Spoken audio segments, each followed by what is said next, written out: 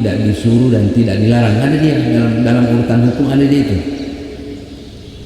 Dua yang disuruh, dua yang dilarang, dan satu yang tidak disuruh dan tidak dilarang. Dua yang disuruh adalah yang wajib seperti salat gitu kan. Kemudian yang satu yang sunnah, misalnya puasa hari Senin, hari Kamis, itu dua yang disuruh. Kemudian dua yang dilarang. Yang dilarang haram, minuman keras dilarang, main judi dilarang.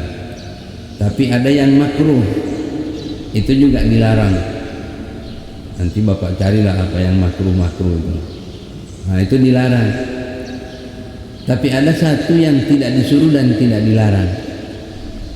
Tidak disuruh, tidak dilarang. Misalnya seperti tidur siang, habis sembahyang zuhur tidur. Ada hadis nyuruh? Enggak ada juga. Ada yang larang? Enggak juga. Itu yang tidak disuruh, tidak dilarang. Yang tidak disuruh dan tidak dilarang ini secara umum dia dikatakan boleh. Dia boleh. Nah, orang memperingati Maulid di sini dia. Ada pertanyaan, apakah ada hadis yang langsung dari Nabi mengatakan kalau nanti sepeninggalku haram bikin maulud? Ada hadis begitu? Tidak ada. Tapi kalau kita mau cari, adakah hadis yang misalnya sepeninggalku nanti aku perintahkan kalian untuk bikin maulud? Ada? Tidak ada juga. Nah, kalau begitu dia masuk dalam yang kelima ini. Dia mubah, boleh. Contoh-contoh yang lain seperti kebiasaan kita. Kalau di masjid ini apalagi apa boleh buat karena corona ya. Dia dari awal, dari sejak didirikan masjid ini, mereka kalau selesai salat langsung berdiri jamaahnya. Sallallahu ala Muhammad sallallahu alaihi wasallam sallallahu, keliling sampai habis jamaahnya membundar gitu. Kita tanya, adakah hadis yang menyuruh kalau selesai salat sallallahu alaihi? Tidak ada. Tidak ada. Adakah hadis yang melarang haram kalau nanti sallallahu? Tidak ada juga. Sesuatu yang tidak disuruh dan tidak dilarang itu jadi boleh. Dan itu tidak masuk neraka, Bapak. Tidak masuk neraka. Nanti di hari kemudian datang sekelompok orang masuk neraka. Setelah sampai di pintu neraka, malaikat Malik tanya penjaga neraka, ini kenapa masuk neraka? Anu Pak, salaman habis salat, bagi kami jabatan tangan, rasa-rasanya tidak masuk akal masuk neraka. Kata malaikat, nah ini salah ini, tidak mungkin masa orang berjabatan tangan masuk neraka. Padahal kata Nabi, kalau kamu bertemu berjabatan tangan, Allah ampuni dosamu sebelum tangan itu lepas dari genggaman. La yaltaqiyanir rajulani fayatasafahani illa ghufira lahuma qabla an yatafarraqa, kata Nabi. Tidak bertemu dua orang kemudian mereka berjabatan tangan, fayatasafahani, siapa itu? Fayatasafahani illa ghufira lahuma qabla an yatafarraqa, melainkan Allah ampuni dosanya sebelum tangan itu lepas. Jadi tafarraq itu artinya sebelum berpisah, sebelum tangan itu lepas dari satu sama lain, dosanya sudah diampuni Allah. Itu secara umum. Kalau kamu bertemu berjabatan tangan, maka Allah ampuni dosamu sebelum tangan itu lepas dari genggaman satu sama lain. Di mana ketemunya? Di masjid. Nah, karena ketemu di masjid, maka apa mereka anulah, karena memang ada perintah gitu. Di mana ketemunya? Di pasar, ya di pasar lah. Itu ayat, itu hadis berlaku secara umum. Adapun hadis yang mengatakan kalau selesai salatnya itu memang tidak ada. Tapi hadis yang mengajarkan kalau bertemu berjabatan tangan ada. Nah, itu. Jadi kita ini kadang-kadang tidak begitu ini untuk memahami apa yang diperintahkan oleh Nabi. Kalau di sini ada kebiasaan setiap malam Jumat sampai ini masih tetap. Cuma malam Jumat yang lalu saya tidak sempat, dari Yuwata saya ceramah di Yuwata, acaranya molor ke maghriban di jalanan, nggak sempat kesini. Kita tiap malam Jumat baca Yasin. Sekarang tanya, adakah hadis Nabi yang menyuruh kalau malam Jumat baca Yasin? Kata Nabi, tiap malam Jumat aku perintahkan kamu baca Yasin. Tidak ada juga. Adakah hadis yang jangan kamu baca Yasin malam Jumat? Melarang? Tidak ada. Sesuatu yang disuruh dan tidak dilarang, tidak ada resikonya. Tapi saya beri sekali lagi contohnya, orang masuk neraka, ditanya malaikat, kenapa kau masuk neraka? Pak, kami tiap malam Jumat baca Yasin. Kan kadang-kadang tidak susah diterima akal itu. Jadi itu makanya dia jatuh dan mubah. Makanya kepada para jamaah sama, memperingati maulid itu ke sana dia. Tidak diperingati juga tidak apa-apa. Saya lanjut ya, pada hari Jumat yang lalu saya sampaikan ayat-ayat Al-Quran.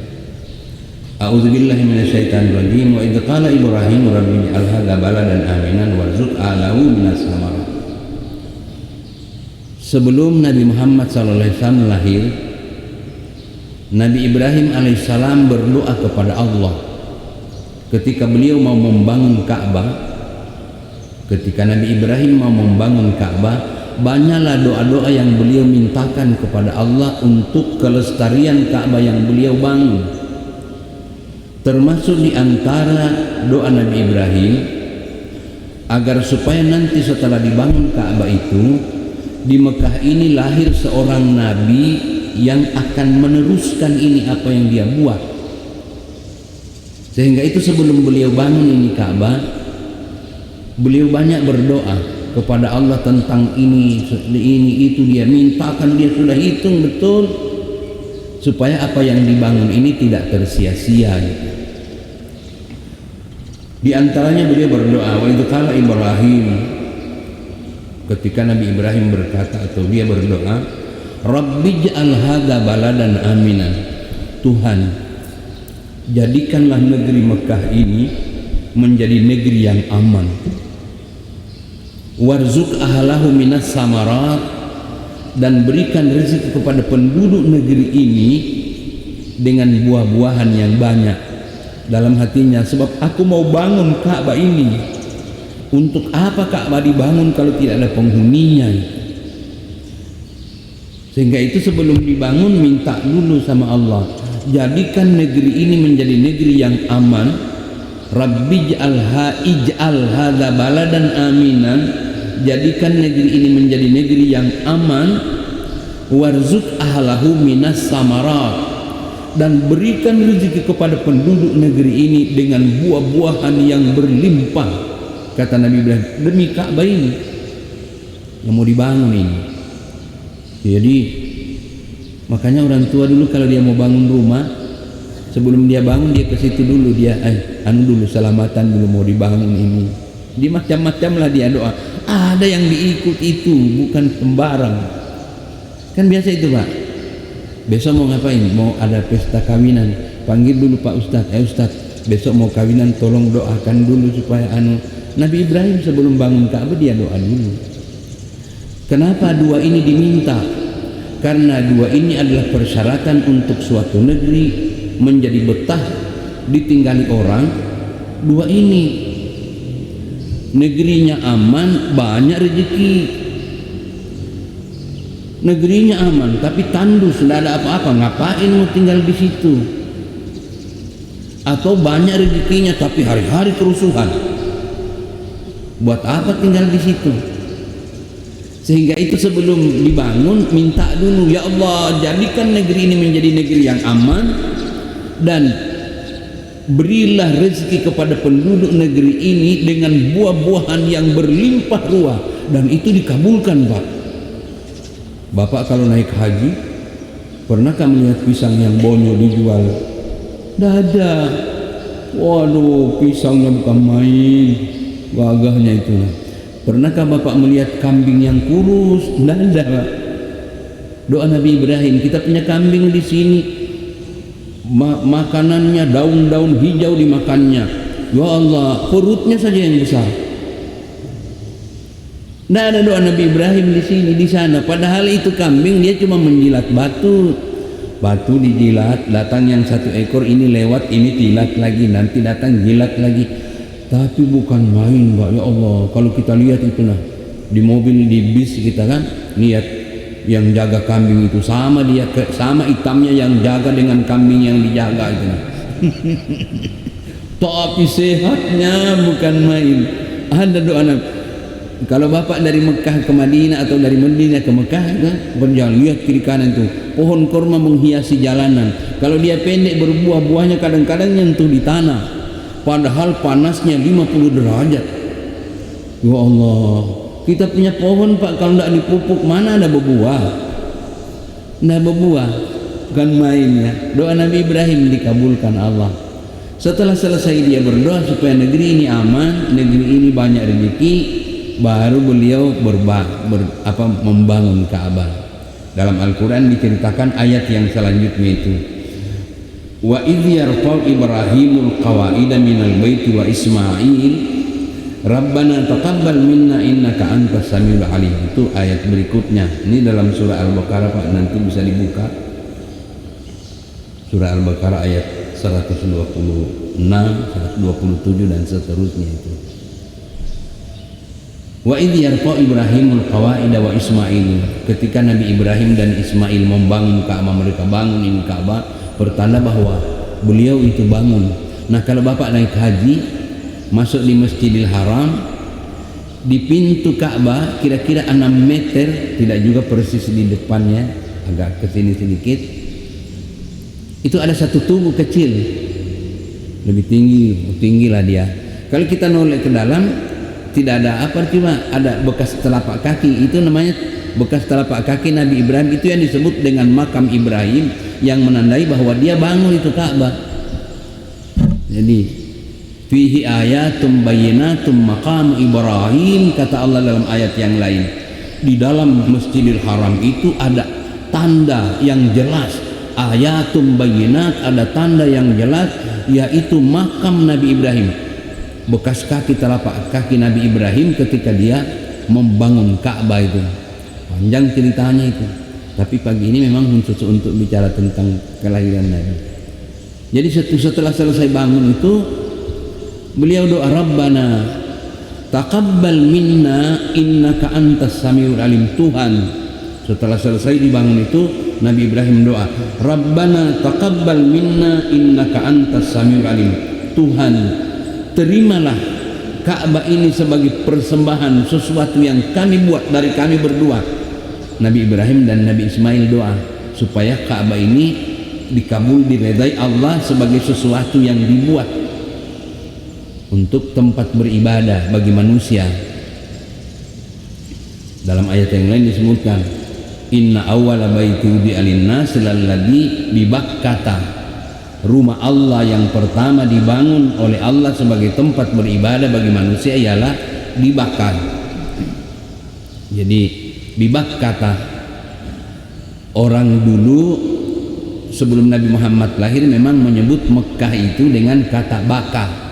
Dulu itu bukan Mekah namanya, Bakkah. Ketika Al-Quran turun masih disebut Bakkah itu. Makanya dalam Al-Quran ayat itu berbunyi Bakkah. Inna awwala baiti wudi'a lin-nasi lalladzi bi Bakkah mubarak. Sesungguhnya rumah Allah yang pertama dibangun sebagai tempat beribadah bagi manusia adalah di Bakkah, karena memang Mekah itu dulu namanya Bakkah, disebut Bakkah. Jadi fihi ayatum bayyinatum maqam Ibrahim, di sana ada tanda yang jelas tentang makam Nabi Ibrahim alaihissalam.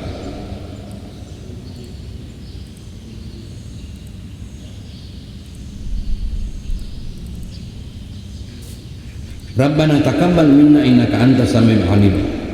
Kemudian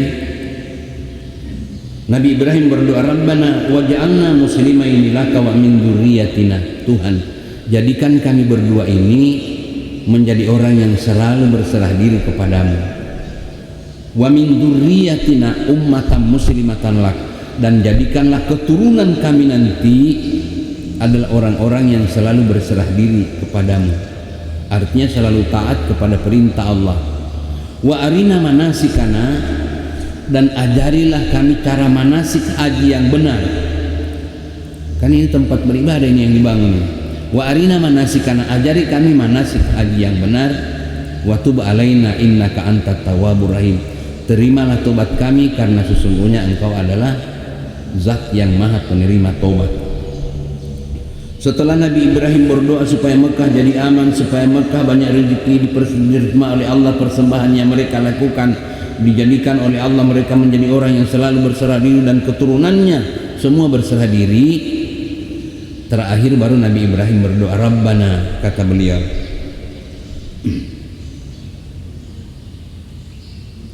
Rabbana wab'as fihim rasulam minhum yatlu alaihim ayatika. Tuhan, utuslah di negeri ini. Nah ini permintaannya tentang kelahiran Nabi itu. Utuslah di negeri ini seorang rasul, rasulan bukan rusulan. Wab'as fihim rasulan minhum, minhum itu artinya dari kalangan mereka sendiri, dari bangsa Quraisy. Nabi Ibrahim yang minta itu, utuslah di negeri ini seorang rasul dari kalangan mereka sendiri. Wab'as fihim rasulan minhum yatlu alaihim ayatika. Nabi ini yang aku minta, nanti dia yang akan membacakan kepada seluruh umatnya ayat-ayatmu itu. Doa Nabi Ibrahim ini tidak langsung diterima, Pak. Dalam hitungan kurang lebih 2800 tahun lama, 2800 tahun Nabi Ibrahim berdoa, baru datang ini Nabi yang didoakan itu, Nabi Muhammad SAW. Sebelum itu nabi-nabi dulu, Nabi Ibrahim alaihissalam, kemudian datang Nabi Musa. Sekitar 700-an tahun antara Nabi Ibrahim Nabi Musa muncul. Sekitar 1500 tahun dari Nabi Musa sampai Nabi Isa muncul. Setelah Nabi Isa kira-kira kurang lebih 600 tahun baru muncul Nabi Muhammad sallallahu alaihi wasallam. Dan Nabi Ibrahim punya doa dikabulkan Allah. Kenapa? Dari 124.000 nabi dan rasul yang diutus Allah, 124.000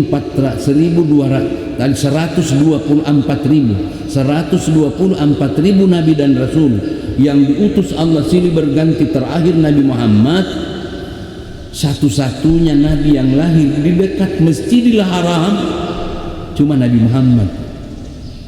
Karena doa Nabi Ibrahim itu, utuslah di negeri ini, di tempat ini. Jadi dari sekian banyak nabi dan rasul yang silih berganti diutus Allah Subhanahu wa taala, satu-satunya yang lahir di dekat Masjidil Haram cuma Nabi Muhammad sallallahu alaihi wasallam. Pertanda bahwa doa Nabi Ibrahim itu dikabulkan Allah. Sampai hari ini tempat kelahiran Nabi masih diabadikan. Masih ada tegak tempat kelahiran Rasulullah. Biasanya kita kalau kita lewat travel berangkat umrah, nah itu ditawarin, mau melihat makam apa, mau melihat tempat kelahiran Nabi, mau melihat ini, melihat itu, kita diprogramkan untuk dilihat, hadirin sekalian. Maka lahirlah Rasulullah sallallahu alaihi wasallam yang saya katakan tadi berkat dari doa-doa Nabi Ibrahim alaihissalam. Beliau lahir pada hari Senin tanggal 12 Rabiul Awal, tahunnya tahun gajah. Kenapa jadi tahun gajah? Karena ketika Nabi Muhammad lahir belum ada tahun Hijriyah. Belum ada Hijriyah. Adanya tahun Hijriyah itu setelah Nabi Muhammad sallallahu alaihi wasallam berusia 53 tahun, beliau pindah dari Mekah ke Madinah, baru ada Hijriyah itu. Dan itu pun 10 tahun Nabi Muhammad di Mekah, di Madinah, belum ada juga hitungan Hijriyah.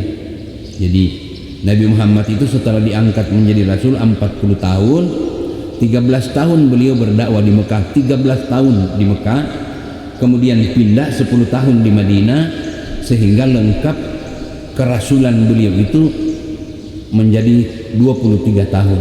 Jadi 13 tahun di Mekah, 10 tahun di Madinah, 23 tahun. Tetapi pada masa hidupnya Nabi belum ada tahun Hijriyah. Belum ada Hijriyah.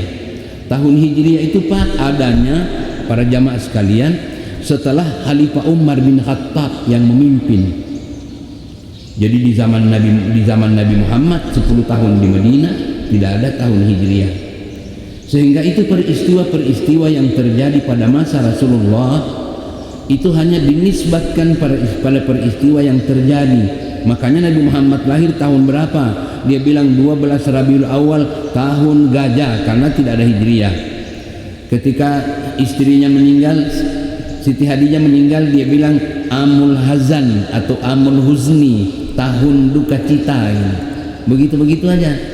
Ketika terbukanya kota Mekah, dia bilang Amul Fathi, tahun terbukanya kota Mekah, karena tidak ada tahun Hijriah.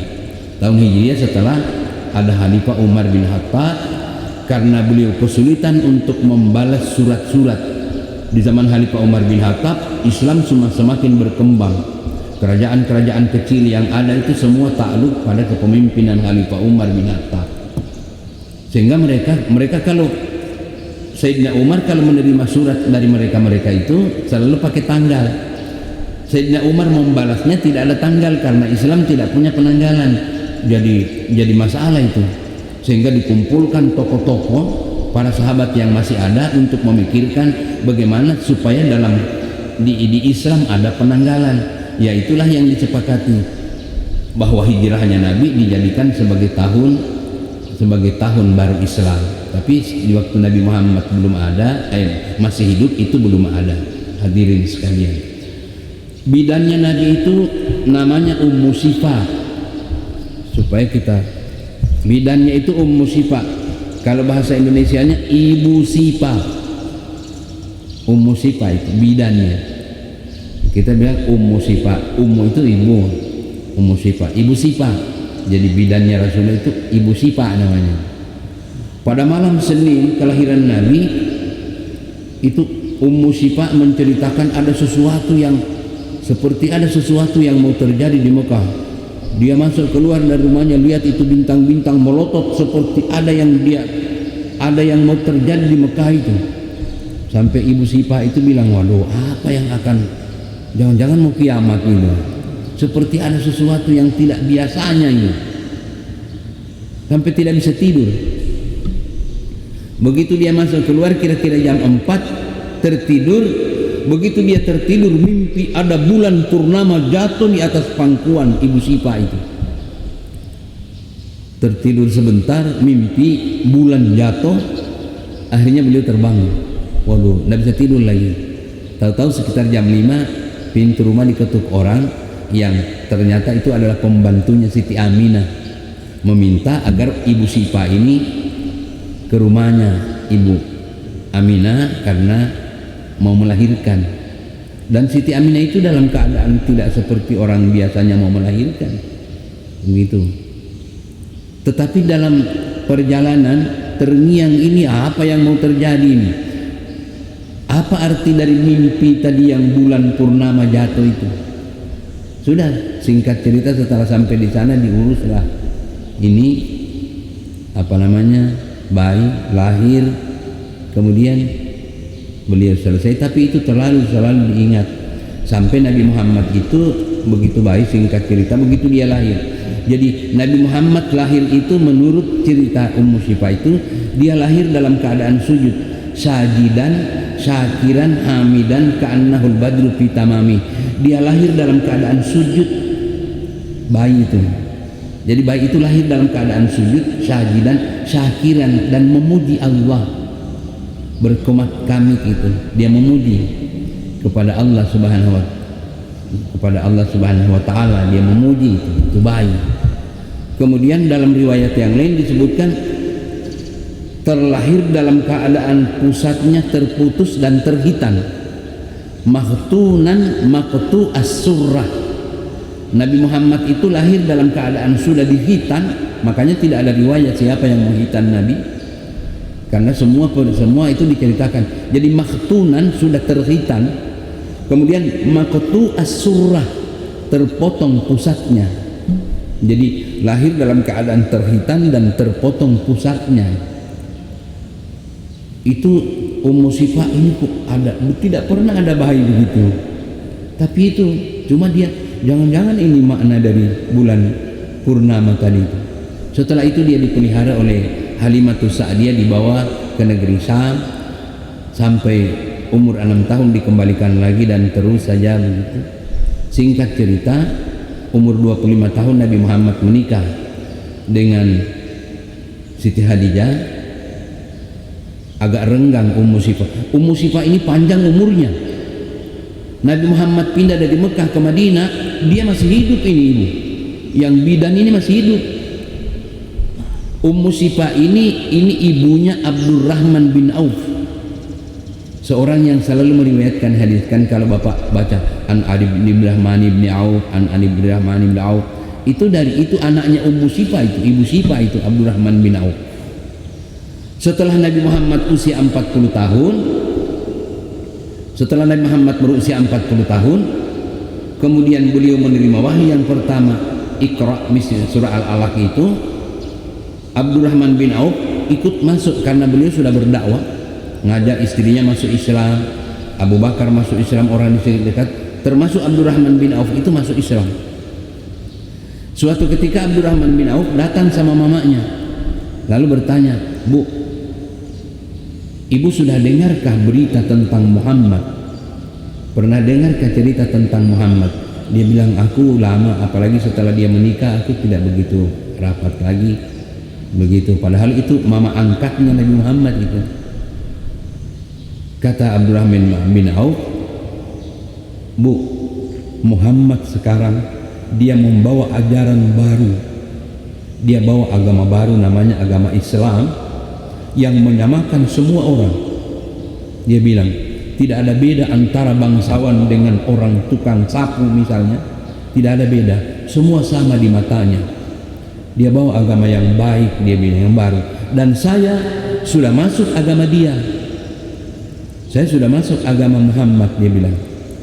Kata Ummu Sifah, "Tuhan, barangkali ini makna dari mimpi 40 tahun yang lalu yang bulan purnama jatuh di atas pangkuan saya itu. Ini barangkali agama baru ini." Coba, dia baru tahu setelah 40 tahun. Kata Ummu Sifah, "Kalau begitu bawa saya nak, aku mau masuk Islam." Masuk Islam dia.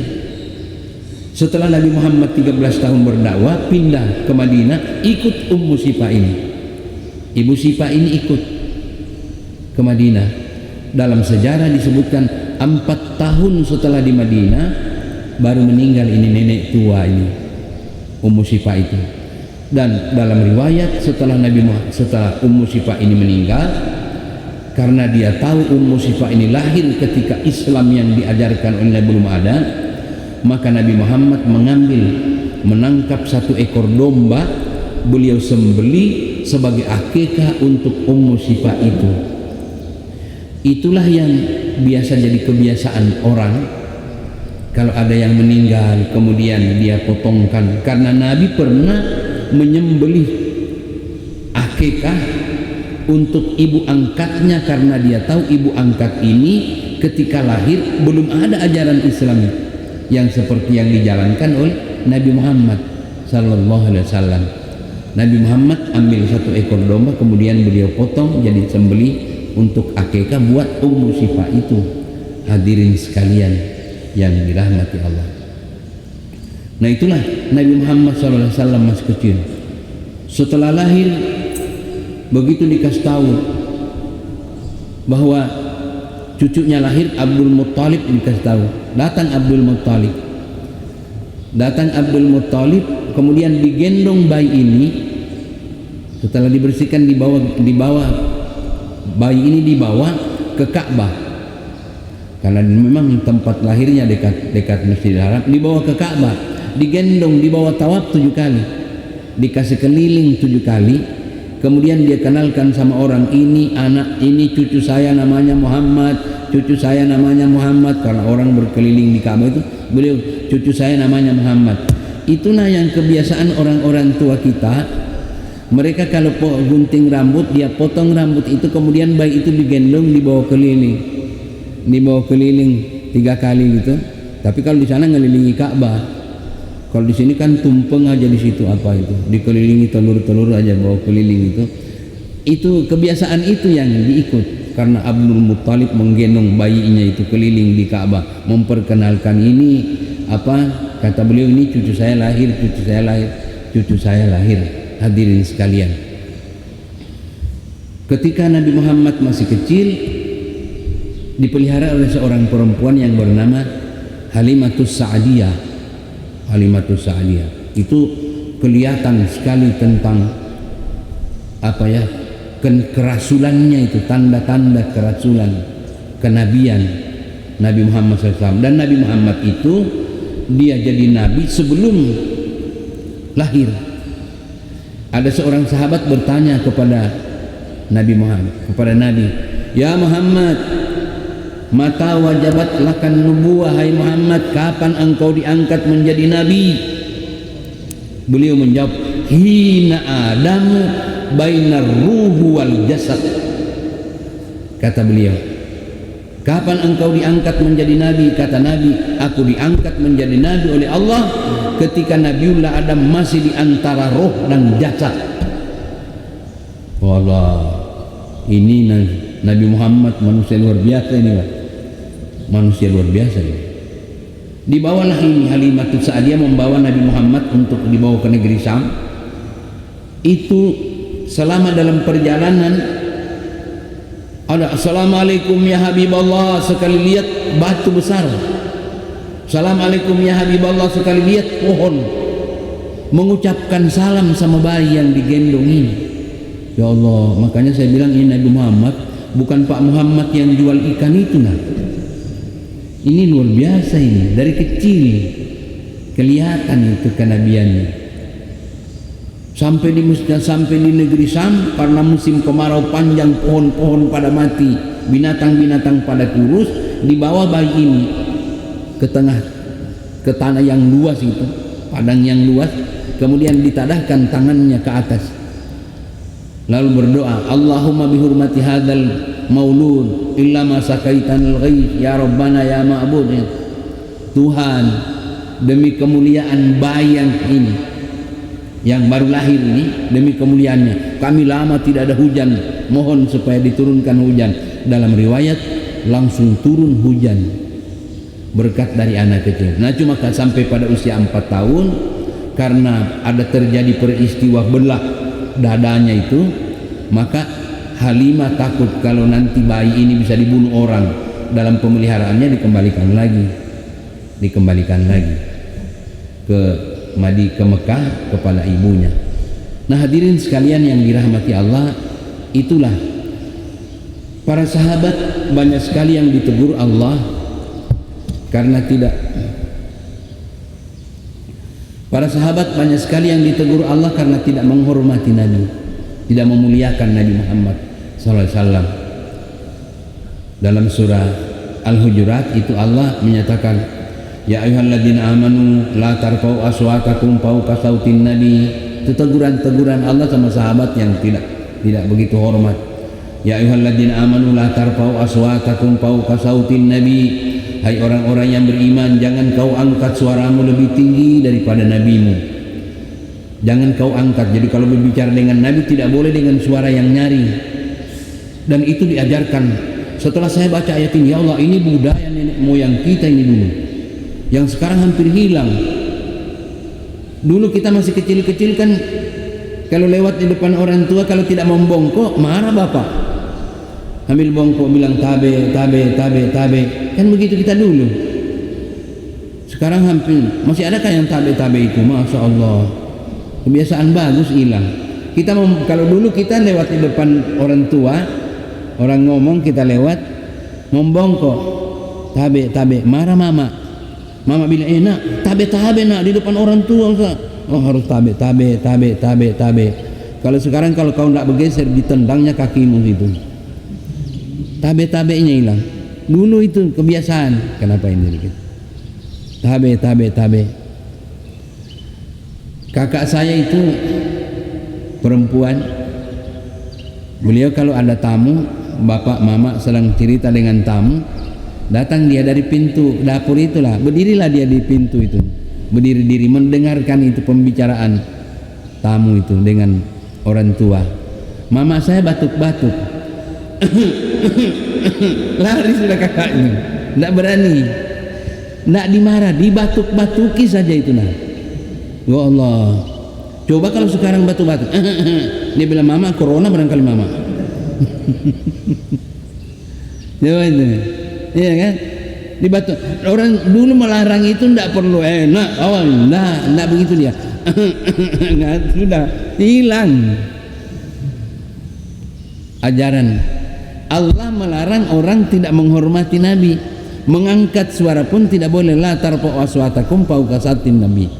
Wala tajharu lahu bil qawli kajahri ba'dikum li ba'd, dan jangan sekali-kali kau berbicara dengan Nabi seperti engkau berbicara antara kau dengan temanmu. Nah, jam 6 sudah. Nanti kita tambah sedikit dulu ya. Jangan kau berbicara antara kau dengan temanmu, dia bilang gitu. Suatu ketika datang sekelompok badui dari pedalaman. Mereka ingin mau ketemu Nabi, mau ketemu Rasulullah. Karena orang ini dari pedalaman, dia tidak ngerti. Dia datang di pintu baru teriak, Muhammad, bom ya Muhammad, ya bangun wahai Muhammad. Ya Allah, keluar orang dari rumah lalu mengatakan, badui, Nabi Muhammad masih tidur, kalau bisa kau pulang dulu. Oh enggak, dia enggak sabar. Dia berputar ke belakang kamar. Di belakang kamar. Makanya ini disebut dalam surah Al-Hujurat. Al-Hujurat. Hujurat itu artinya kamar-kamar, berkaitan dengan kamar-kamar Nabi waktu di Madinah itu surah. Ini orang berputar di belakang kamar, kemudian teriak di sini kira-kira Muhammad tidur itu siang-siang. Selesai salat zuhur, Nabi Muhammad tidur, itu namanya qailulah, tidur siang untuk membantu malam tahajud. Nabi Muhammad kalau siang tidur, malam tahajud. Kita kalau siang tidur, malam tidur juga. Nah, beliau diteriakin di situ. Muhammad bangun, bangun, bangun. Allah, keluar Nabi. Senyum, tidak marah. Seorang Nabi bukan main. Akhlaknya itu, tidak pernah marah. Akhlak. Kata beliau, saya dengar kamu. Beliau berkata begini, tanamu aini walayanamu kalbi, kata beliau. Badui, mataku saja yang tidur, hatiku tidak tidur. Mataku saja tidur, hatiku tidak tidur. Kalau kita mata tidur, hati tidur, biar maling masuk tidak tahu lagi sudah. Dia enggak, matanya saja tidur, hatinya bangun. Aku dengar kamu, kata beliau. Cuma saya tidur untuk membantu malam tahajud. Apa yang bisa dibantu? Nabi Muhammad tidak marah. Nabi Muhammad tidak tersinggung dibangunkan tidur, tapi yang marah Allah. Yang tersinggung Allah. Seketika itu turun ayat yang menegur. Allah bilang, innal ladina yunadunaka min wara'il hujurat aksaruhum la yaqilun. Hai Muhammad, orang-orang yang berteriak-teriak memanggilmu di belakang kamar itu la yaqilun, itu adalah orang-orang yang tidak berakal. Allah marah. Nabi Muhammad yang dibangunkan tidak marah. Nabi Muhammad yang dibangunkan tidak tersinggung. Yang tersinggung Allah. Kan main tuh. Yang tersinggung Allah Subhanahu. Dengan cerita-cerita seperti ini, masihkah kita belum percaya bahwa Nabi Muhammad itu manusia besar yang disayang Allah, yang dicintai Allah? Dibangunkan tidur aja Nabi Allah Subhanahu wa taala marah. Lau annahum sabaru hatta takhruja ilaihim lakana khairal lahum. Sekiranya mereka bersabar menunggu sampai takhruja, kamu keluar untuk menjemput mereka, itu lebih bagus. Sampai kau keluar untuk menyambut mereka, itu lebih bagus. Kenapa bukan itu kok orang tidur dibangunkan? Ini hadirin sekalian, Nabi Muhammad SAW itu gambaran dari kebesaran dan kemuliaan Rasulullah SAW. Sehingga itu kita menyembah Allah, tidak mengingat Nabi Muhammad, tidak diterima Allah. Bapak salat sengaja tidak mau baca salawat, salatnya tidak diterima Tuhan.